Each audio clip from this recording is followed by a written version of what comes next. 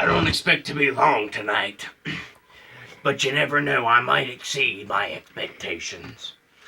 Anyway, I want to talk a little bit tonight about running on a full tank. I said running on a full tank.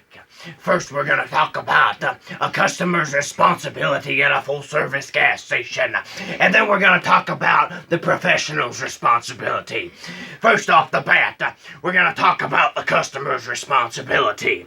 You see, a lot of the times, the first thing they do when they jump out of the vehicle is they turn to me and they say, well, I don't need you today. You see, I've done this 100 times before, and I'll be just fine doing it all by myself. I know just what to do.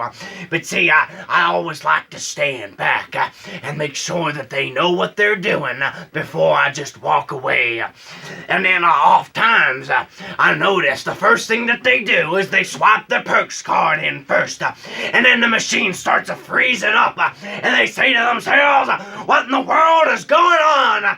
But then they realize that there's been someone watching them all this time who knows all about their problem and can fix that machine for them and give them a second chance at pumping gas. I tell you, there's a lot of people driving by the gas station today. They say, well, I don't need gas today. I'll be just fine, and I can get it tomorrow. But they never know when they might pull in, and they come in and they ask for gas, and the gas pumper says to them, I'm sorry, but our machines are froze up, and we can't get you any gas today. Then what are they gonna do?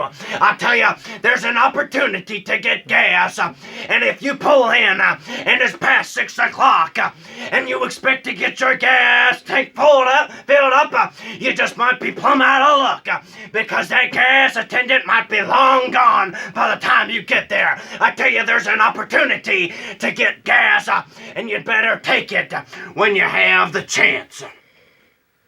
I tell you, I'm so thankful for the day when I was driving by and I needed some gas, and I said, where could I get my gas tank filled up?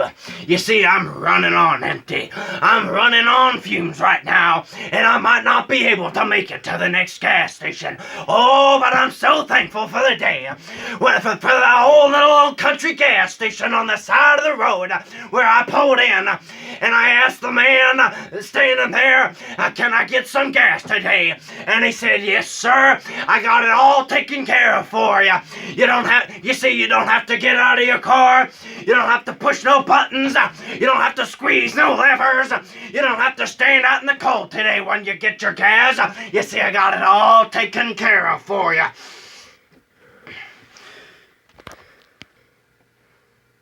Okay. I tell you, it was a great day also then. When I landed a job there, see, they called me up and on the phone and they said, hey, how would you like to pump gas for those driving by who need it? And I said, well, I don't know anything about it, but I sure would like to give it a try. And what a great day that was, because a lot of the times I don't feel like going out and pumping gas. Maybe it's too cold, or maybe I'm just getting down because nobody seems to appreciate what the gas pumper's doing for them. But I tell you, it's such a blessing when to fill up people's gas and have them keep on rolling on, because it's a great thing when they pull in. They may not have a whole lot, but I tell you, they sure got something when they leave. I tell you, I'm going to start switching gears here a little bit, though. We're going to talk about the professional's responsibility at the gas station. First off, we want to listen to the gas customer. If that customer comes in and he tells you, well, I just want $10 worth of gas today, and I just got to make it a short ways down the road. And if you're not listening to what that gas customer is telling you, you see, and you start filling up anyway, because you weren't paying attention, you're going to pay the price in the end. I tell you, you got to be vigilant, and you got to be listening to the gas pumper. I tell you, there's a lot of people pulling in, and you see, you might get all depressed. But you might have to realize that not everybody pulling in is gonna want to fill up. Hello? I said not everybody is gonna want to fill up. Quiet in here, preacher. I tell you, it is quiet in here.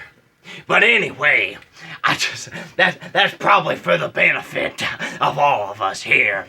Anyway, I just want to say that even though things may look dark at times, and nobody seems to want to fill up that gas, but then that one day when that gas customer pulls in, and you might say, well, that guy's a bum. See, he's never gonna fill up his gas tank. He doesn't seem to care 2 cents about what's in it. But then he pulls in one day, and he looks at you and he says, sir, I'd like to fill up my gas tank today. You see, I got a job today, and now I got some money so I can fill up my tank. Oh boy, what an exciting day that is to see somebody when they change their life, when all they want to do is get just a little bit, and they just keep on making you come out for no reason. You feel like you're just wasting your time with this one. He doesn't seem to care, but then he fills up one day, and I'll tell you, it sure will make a change in your outlook about that guy, and possibly about other gas customers. Anyway, there's a lot of people pulling in today, and they're smoking their cigarettes, and they're chewing their tobacco. I see they don't even realize that they're putting everybody in danger by doing that. See, when they get out of their car and they start lighting up their cigarette, and they say to themselves, what better place to take a smoke than around flammable gas vapors? I tell you, it'd be good for that gas pumper to realize that they're putting everybody in danger, and that they better keep it in the car, and they better put it out in the ashtray. Or you might be one of those gas customers are pulling in, and you got your tobacco all in your mouth, and it's so full, and you can't even talk out there. You might mistake what they're saying. That gas pumper isn't even gonna know what to put in your gas tank if you're pulling in your mouth full of abomination. Well, I'll tell you, the first thing that they do when they open up that car door, and the first thing that they do is spit out that big pile of abomination all over the concrete, and then they say to themselves, well, it ain't a big deal. You see, it's one little spot, nobody's even gonna care. But then all that mess starts building up after customer after customer, and then before you know it, there's a minefield out there for the gas attendant to maneuver.